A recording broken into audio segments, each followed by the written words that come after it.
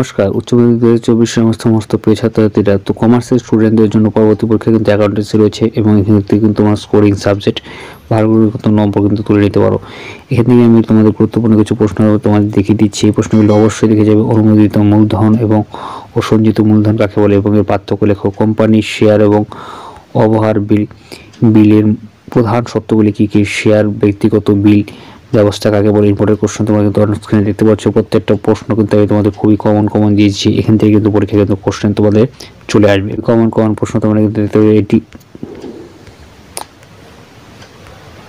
খুবই কমন প্রশ্ন তোমাদের দিয়েছি। এটি কিন্তু অবশ্যই তোমরা ভালো করে দেখে যাবে। শেয়ার বাজারজাতকরণ এবং শেয়ারের পূর্ণ বিলকরণ লিখতে হবে। পার্ট বি থেকে তোমাদের 12টি প্রশ্ন 1 নম্বর করে আসবে এবং এখান থেকে তোমরা কিন্তু এই প্রশ্নগুলি দেখে রাখবে। অবশ্যই লাভ ক্ষতি বন্টন হিসেবে খাত বলতে কী বোঝো? নিষ্ক্রিয় অংশীদার কাকে বলে? ঐচ্ছিক অংশীদার কাকে বলে?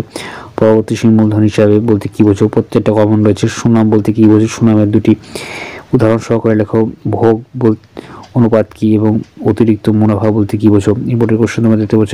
এমসিকিউ থেকে 24x1 ছোটো কোশ্চেনগুলি তোমরা এক এক করে দেখে রাখেন। উত্তর সহকারে কিন্তু আমি তোমাদের দিয়ে দিচ্ছি। চলতি হিসাব খাত হলো ব্যক্তিগত হিসাব খাত। অংশীদারি চুক্তি অনুপস্থিতি অংশীদারিত্বকরণ বলতে কী বোঝো?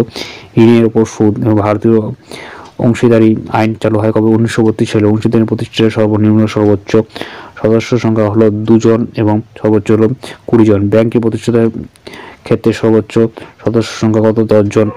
লাভ ক্ষতি বন্টন হিসেবে একটি নামিক হিসাব। প্রত্যেকটা কিন্তু কমন কোশ্চেন তোমরা কিন্তু দেখতে পাচ্ছ।